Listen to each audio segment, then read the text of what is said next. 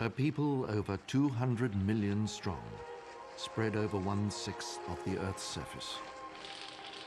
The Russian people have survived World War, revolution, and a bitter civil war. Now they come together in mourning for Lenin, the founder of their new state. With his death, the people of the newly created Soviet Union are about to receive a new leader. Leon Trotsky and Joseph Stalin are leading contenders.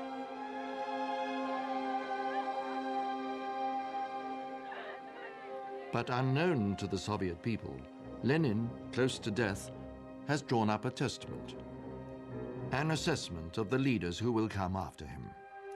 The outstanding personalities he recognizes are Trotsky and Stalin. But his postscript contains a political time bomb, a damning condemnation of Stalin's character, and the president's suggestion that the post of General Secretary should be taken from him. The testament is never made public. Despite the efforts of Lenin's wife, Krupskaya, political maneuvering among the leadership group ensures a limited access to the testament at the 13th Party Congress, and only then under an oath of secrecy. Stalin has surmounted his first hurdle on his road to power. As he consolidates his position, nobody is allowed close enough to guess what really occupies Joseph Stalin's mind. But from now until his death, Stalin will wage war on his own people. For 30 years, manipulating lives with propaganda and state-sponsored lies, controlling them not by personality or political genius, but by the hypnosis of terror. In 30 years, he will annihilate nearly 20 million people by shooting or starvation, or by transportation to remote areas of the vast country to be worked to death as slave labor. Joseph Stalin will bind in a new serfdom a vast nation of innocent men, women, and children to achieve for himself the most absolute form of power ever achieved. And incredibly, within this long drawn-out internal war, alongside it, these same Soviet people will be called upon to fight back in another war at a cost of another 25 million people against another dictator, Adolf Hitler. This is a war we more readily recognize, a war we now in the 20th century have come to see as war founded on myth, conducted on the basis of race hatred,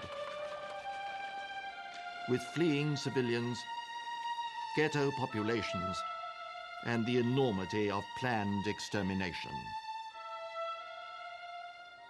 But in 1924, Lenin's warning against the dark nature of Joseph Stalin is carefully concealed from the Soviet citizens who mourn the dead leader's passing.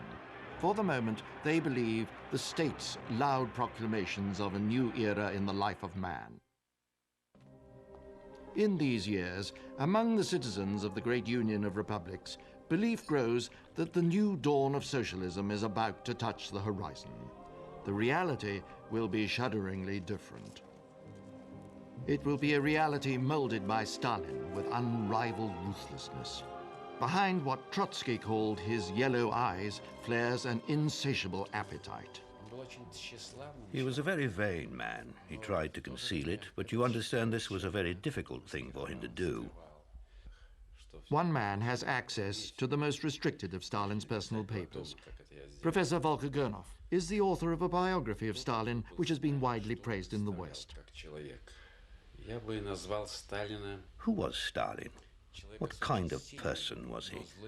Stalin was a man with a powerful but evil mind, a man who liked two things in this world, power and fame. But he liked power the most. And the more power he had, the more power he accumulated and kept in his hands, the more power he wanted. It was like a powerful addiction that lasted all his life, an addiction to power.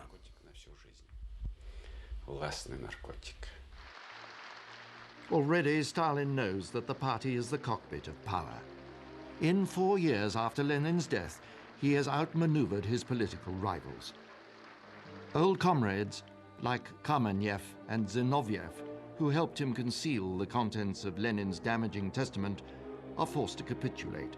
And Leon Trotsky, Stalin's arch-rival, is at first exiled, then deported from the USSR. The towering figure of Bukharin makes a public confession of his errors. Power beyond the party will have to be wrenched from more tenacious hands. To transform at a stroke a vast but backward nation into a truly world-class power, even the ambition itself has a medieval Asiatic ring. Напрасно смеялся Хрущев. Сталин любил глобус, любил карты. Stalin loved looking at the globe and poring over maps. Even before the beginning of the Finnish War, he had already ordered that new maps of the Soviet Union should be published, with large areas of Finland included in them. Большими кусками отрезаны от Финляндии. He loved to slowly rotate the globe and look at it. And it seems to me he looked at things very much from a global perspective. He wanted to see the whole globe colored in Soviet red. Это, я думаю, так. And it is not only Stalin who dreams of extending his empire. Beyond the handspan of the Kremlin, future dangers loom. Italy is already a fascist state. In the Far East, Japan's territorial ambitions smolder. Adolf Hitler's Nazis are already a national party. In many German towns, its stormtroopers are taking control of the streets. With each election, the Hitler vote rises menacingly. In these times, Joseph Stalin is not the only ambitious man who reflectively fingers the globe. For the Soviet people, this year, 1928, is the watershed. Stalin's war against his own people is not declared by Stalin in a single speech on a single day.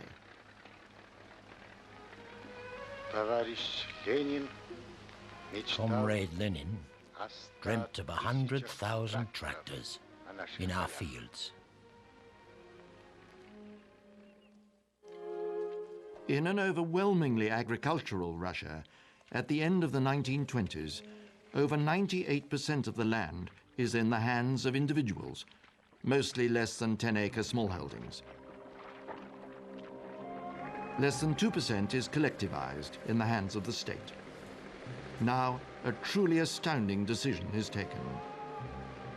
Stalin takes it upon himself to eject from their smallholdings every land-owning peasant in this nation of peasants. Coldly, he accepts that he will cause famine on a huge scale, suffering beyond anything that has happened in Russia's history of suffering.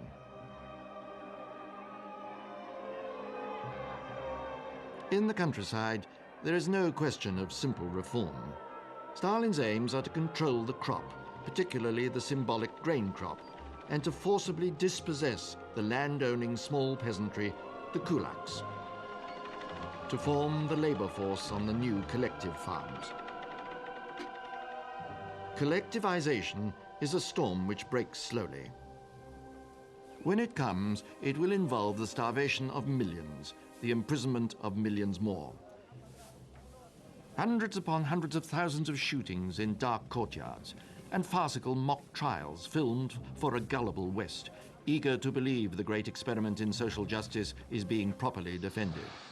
Perhaps it's coincidence that 1928 sees the return of the Russian writer Maxim Gorky to the homeland. Sharing Stalin's own contempt for the peasants, he has painted them in print as subhumans who hoard while the towns starve. His welcome is ecstatic. But Gorky's ideas will prove the keynote to the propaganda program against those the party dubbed the kulaks, the so-called rich peasantry. So over rural Russia, the storm gathers and breaks. As 1929 ends, the whirlwind batters vast areas of the Ukraine and the northern Caucasus. In this first onslaught, arrests are made in perhaps 1 million kulak households. Heads of families are sent to prepared labor camps. Dependents are deported to Siberia. While propaganda films create cruel illusions of peasants celebrating the new reforms. In Kazakhstan, nearly 20% of the population die of starvation. Throughout the Soviet Union, whole villages are left without inhabitants. 1 million die in the North Caucasus. In the Ukraine, grain confiscation creates a famine which kills nearly 5 million.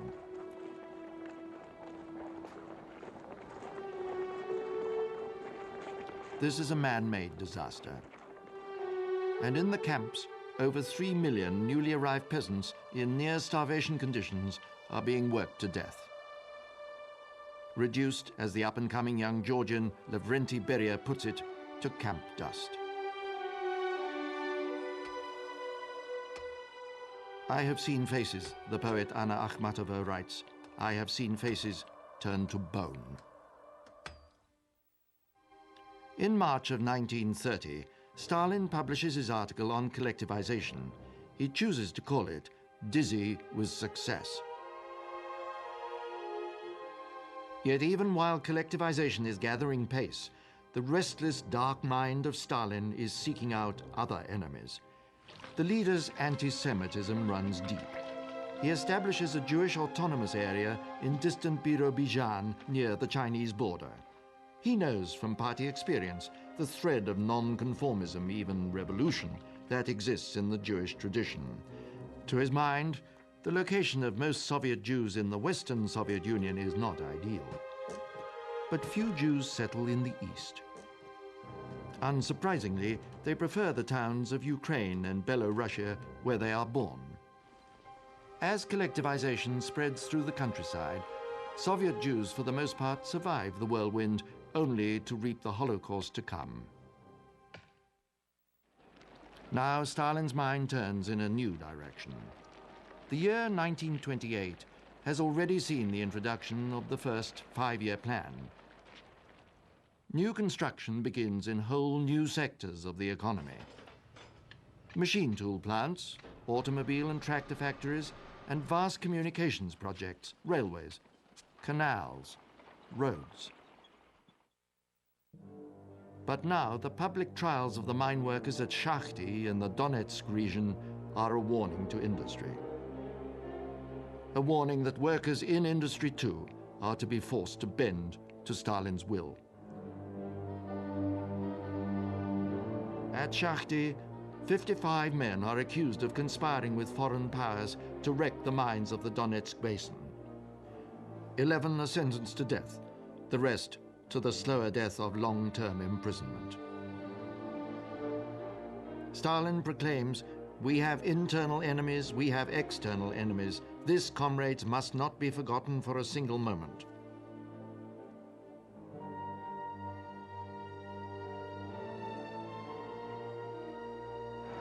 The point is hammered home during these collectivization years.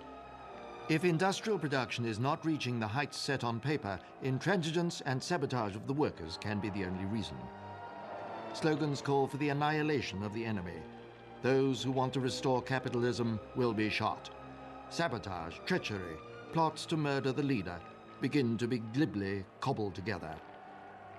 Sergei Shegelkov was 17 when he was arrested for plotting to kill Stalin.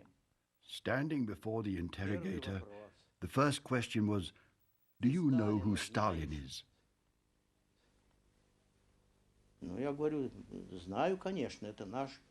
"Well," I said, "of course I do. He's our leader." Then they asked me why I had wanted to kill him. I was astounded that they asked this. Then it began.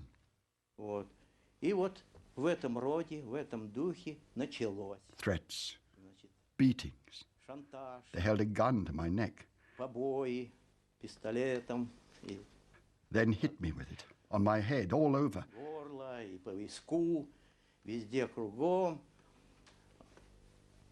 But the worst thing was that they told me to sign a blank confession, or they would shoot my mother. Ничего не написано. Мы расстреляем твою мать.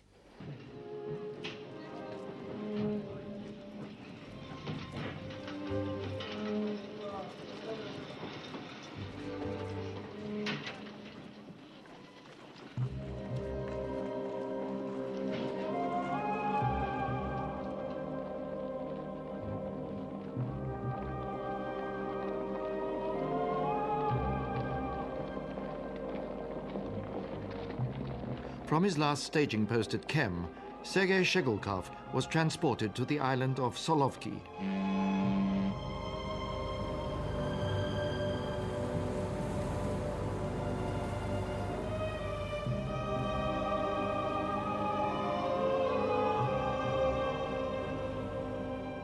On the White Sea Island monastery of Solovki, monks have celebrated the rites of orthodoxy for 4 centuries, but in Russia, a harsh symbolism is never far away. Already during Lenin's lifetime, the chants of monks have changed to the work songs of innumerable prisoners. Stalin's policies in industry and agriculture will ensure the stream of new slaves will never run dry. Through blazing summers and the bitter winters to come, men like Sergei Shegulkov are sent out from Solovki Monastery and from mobile camps along its whole length to work and die on one of the most trumpeted Soviet achievements of the 30s, the building of the White Sea Canal.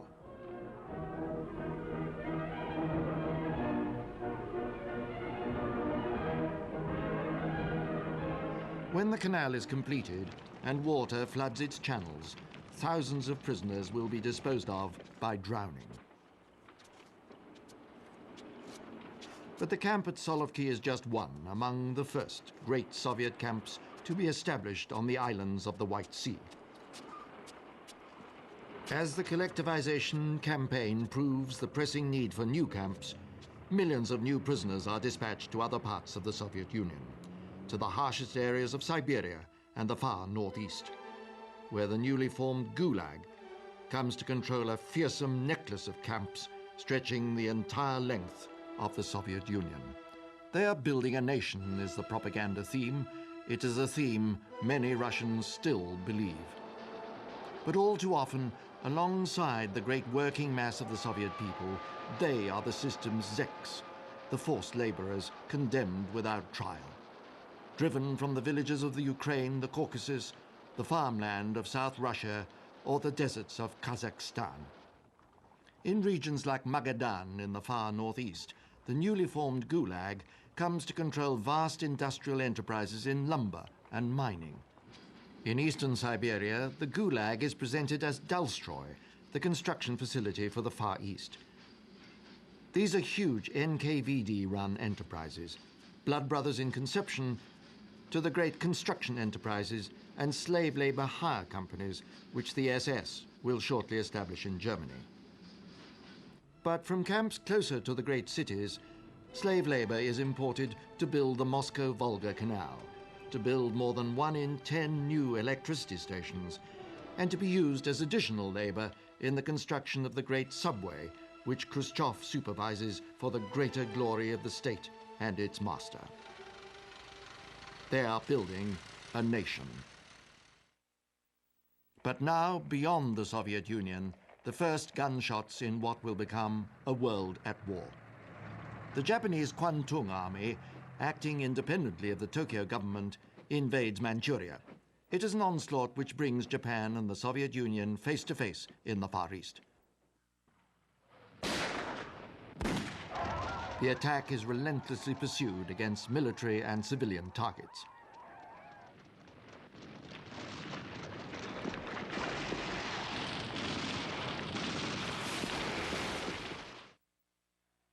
And now, perilously close to Soviet western borders, the German election of January 1933 sweeps the Nazi Party to victory. From this moment on, Adolf Hitler will stand with Joseph Stalin on an equal pinnacle of power. He leads a people as yet only partially armed. He preaches a philosophy that claims that his people's rightful destiny lies in the East. In speech after speech, he lays claim to vast areas of Lebensraum, living space, within the borders of the Soviet Union. Deutsche Jugend! Deutsche Mädchen! Unser Reichspräsident, Generalfeldmarschall von Hindenburg! Now the destinies of these two great nations can no longer run peacefully parallel. Adolf Hitler's own statements have wrenched them onto a collision course. Yet Stalin's response to Hitler's rise is not predictable. The Soviet Union hurries to give recognition to the new Nazi state. In May 1933, just 3 months after Hitler becomes Chancellor, Stalin ratifies an extension of the 1926 Berlin Treaty of Friendship and Neutrality.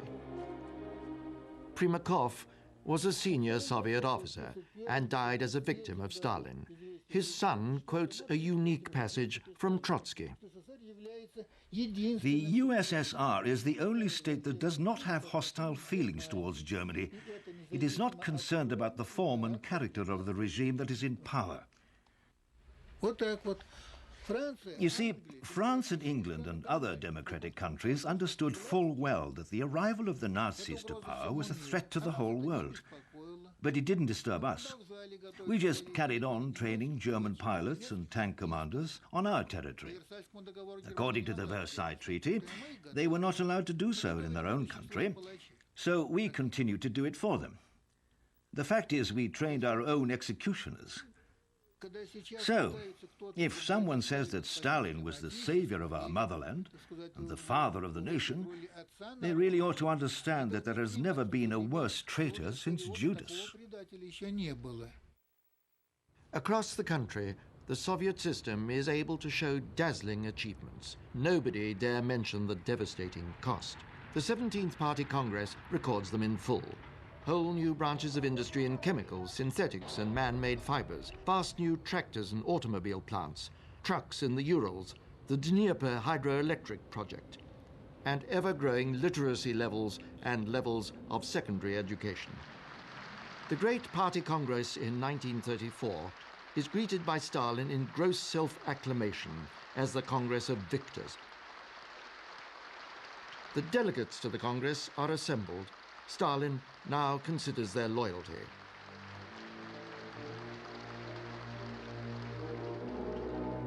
At this Congress, in which adulation of Stalin reaches new heights, the young Khrushchev. No shadow of his vigorous denunciation of Stalin a quarter of a century later crosses his face. He is one of the up-and-coming princelings of the party.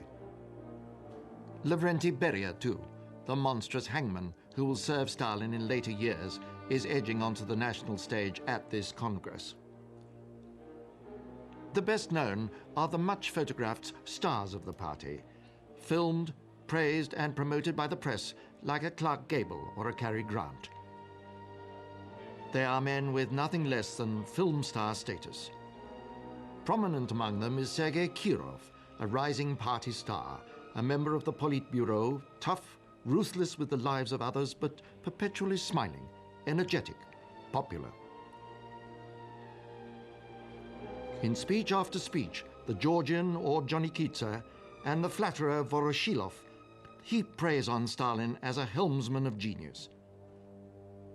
But among a core group of regional party secretaries with first-hand experience of the costs of Stalin's achievements, the adulation is a mask. Among the many public votes taken, on the last day, delegates are given the opportunity in secret ballot to vote for members of the Central Committee, and of course, confirm Stalin as General Secretary. It is a formality acceded to by the smiling, indulgent Stalin. There have been so many formal ballots, but nobody could have predicted the dramatic result this one was to have. Now, only hours before Congress breaks up, the votes are counted. Kirov has just 3 votes against him. But, almost unbelievably, 300 delegates have voted against Stalin. It confirms the Georgian in all his worst fears, his nightmares of treachery. The papers are immediately destroyed and the results falsified. Stalin is now shown to have been all but unanimously elected, but the fate of the delegates and Sergei Kirov himself is sealed. Of those 1,966 delegates, over 1,000 will be murdered as a new terror sweeps through the administration. Few of the leading figures are spared, and for them it will be no more than a temporary stay of execution. Of the 139-member Central Committee elected by the Congress of Victors, 98 men will be taken out and shot dead. Thus far has Stalin brought the Marxist-Leninist dream in one short decade. And now he must face the problem of the popularity of Kirov. And for a solution, Joseph Stalin looks towards Germany. Like Stalin's problems with the popular Sergei Kirov, Hitler has similar problems with his old friend Ernst Röhm.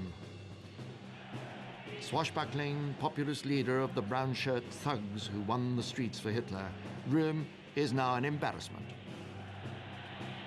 In one devastating night, the night of the Long Knives, Hitler strikes.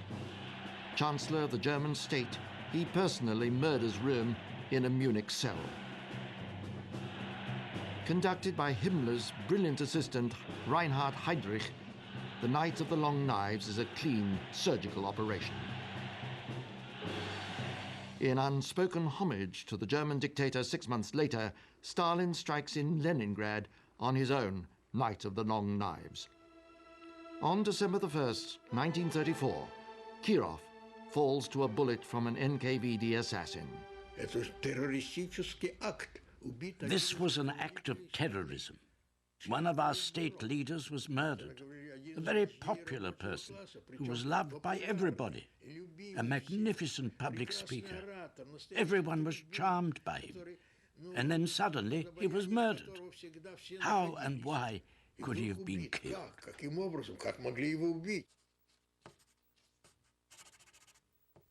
Well, when someone telephoned Bukharin and told him about it, he just put down the phone and said, "Now Koba will shoot us all."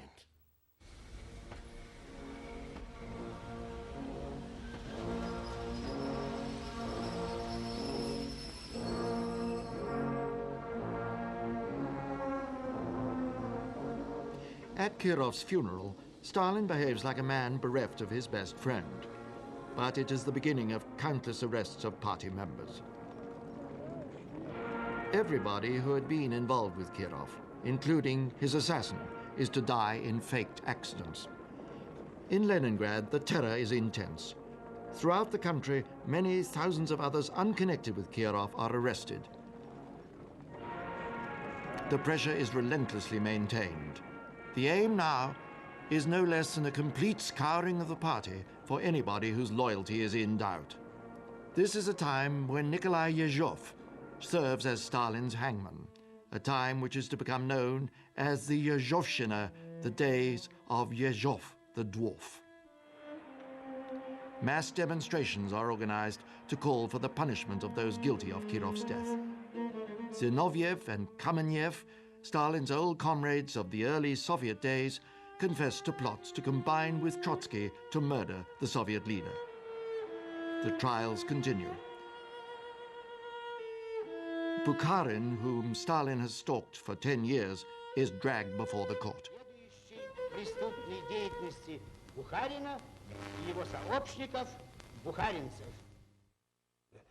It was a pretense, a tragic farce. He was interrupted several times by Vyshinsky very rudely, like, "Why do you keep telling us all these fairy tales? Keep to the subject." Eventually he interrupted Bukharin, shouting, "You are a cross between a fox and a pig," and didn't even give him the opportunity to finish what he was saying. Сталин всегда боялся покушений всю жизнь, хотя ни одного по-настоящему покушения. Stalin was supremely suspicious. He'd been afraid of assassination attempts all his life, although there hadn't been one genuine attempt as yet. For example, wherever he went, he had half a meter cut from the bottom of the curtains, so that he could be sure no one was hiding behind them. And of course, this was almost laughable. Every time he went to his dacha, he always chose the way himself from 2 or 3 possible routes just before leaving. He used to do this in spite of the fact that the route from the Kremlin to Kuntsevo was fairly short, and the choice was therefore very limited. Another thing he used to do was to strictly forbid anyone to remove the snow from the area near the windows of his dacha. He liked to see the virgin whiteness of the snow because he was afraid of everybody, and it was much easier to see any tracks. Khrushchev recalled how one day Stalin had said that, "Sometimes I don't even trust myself, let alone you." The terror spreads far outside Moscow. The Soviet provincial world is shaken by the arrest of men the propaganda machine has built into gods. And with the destabilizing impact of their confessions of treachery and plots to murder comes a new infection. Friend denounces friend, neighbor reports neighbor. The Soviet writer Isaac Babel, himself soon to die in forced labor, wrote, "Today, a man only talks freely with his wife at night, with the blankets pulled over his head."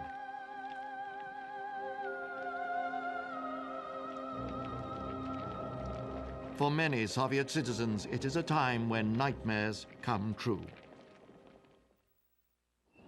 The terror casts a long shadow.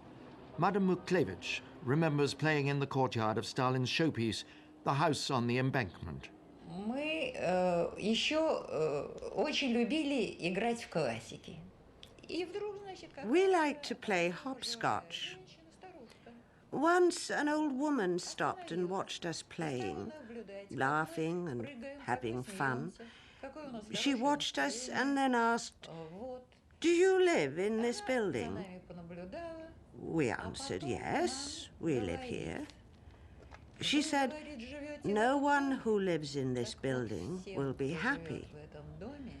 And she pointed to the pillars and said, "Because these pillars are made from gravestones, gravestones from the cemetery. No one in this building will be happy. You mark my words. No one in this building will be happy." И вот помяните мое слово. Счастья никому не будет. In 1935, the privileged tenants see more than the Kremlin towers from the Embankment House windows. On the other side of the river, the Cathedral of Christ the Saviour stands white and immensely solid. It too seems to speak of a privileged status. Then one morning, workers begin to surround the cathedral with hoarding. Word spreads that icons and statuary are being removed. In the Embankment House, the privileged ask themselves, is it possible that Stalin intends to demolish one of Moscow's greatest monuments? But very few people are prepared even then to question what is happening. Chairman of the Economic Council, Minister Kuibyshev, whose death is yet another wrapped in mystery, is one of the few. Он был против сноса храма Христа Спасителя. Он написал письмо Сталину. He opposed the demolition of the Cathedral of Christ the Saviour. He wrote to Stalin explaining how he felt, that it should not be demolished because not only did it have religious significance, but also great historical and cultural importance. There were frescoes painted by Makovsky, Vereshchagin, and sculptures by Claude and Fyodor Tolstoy. But his letter just irritated Stalin, and he wrote across it, "Comrade Kuibyshev, you do not understand the full scale of the political meaning of this action. I insist on the demolition of the Cathedral of Christ the Saviour. J. Stalin." Чтобы храм Христа Спасителя был снесен. И Сталин.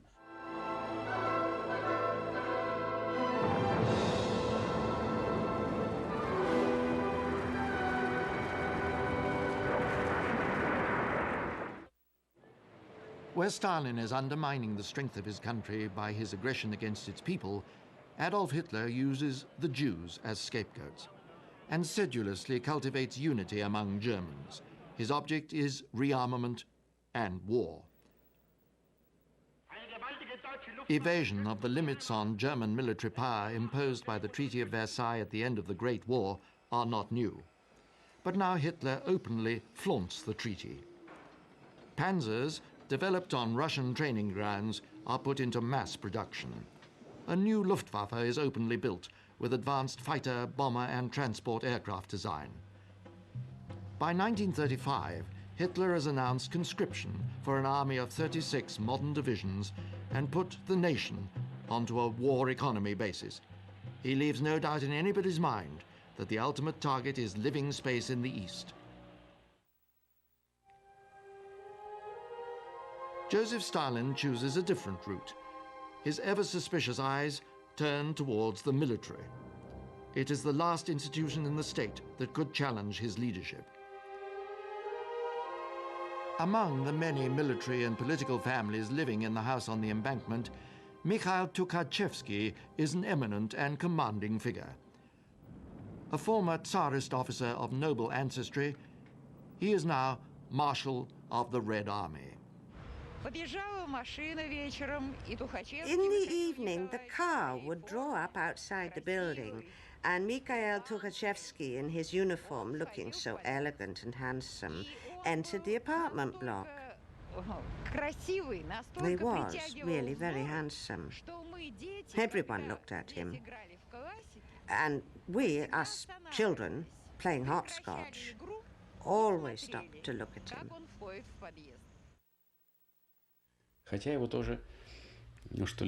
Tukhachevsky was no angel. He was a man who had used gas to suppress the Tambov uprising.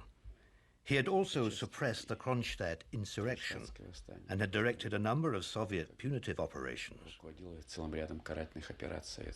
One could never call someone who had been so sullied a saint.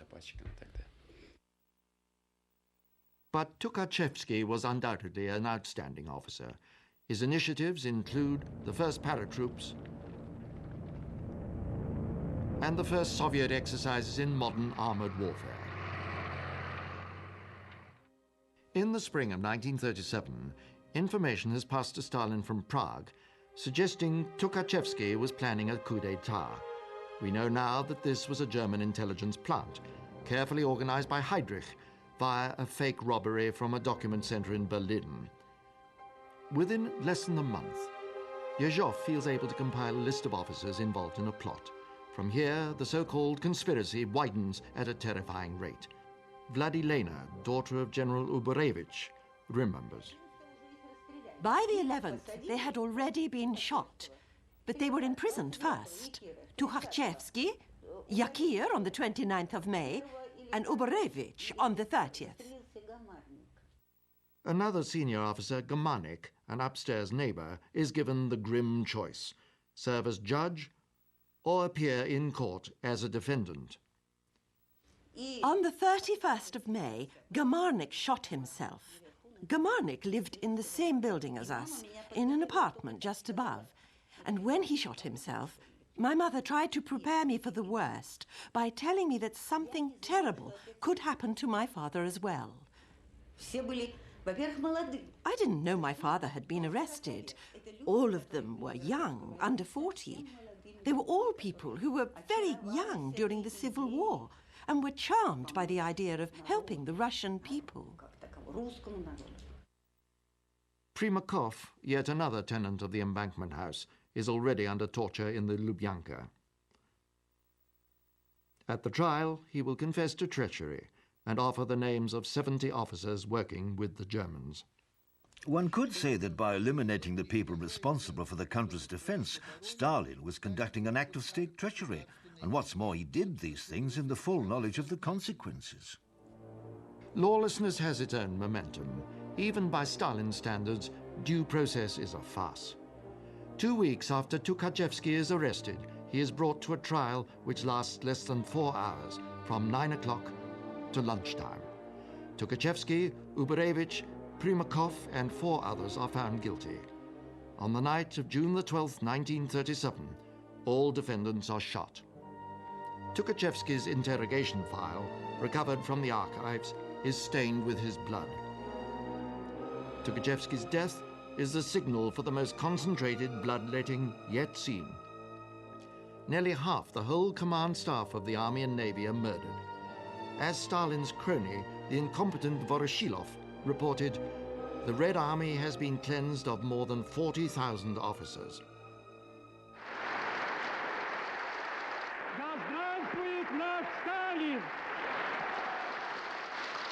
Those left in the army staffs are totally paralyzed.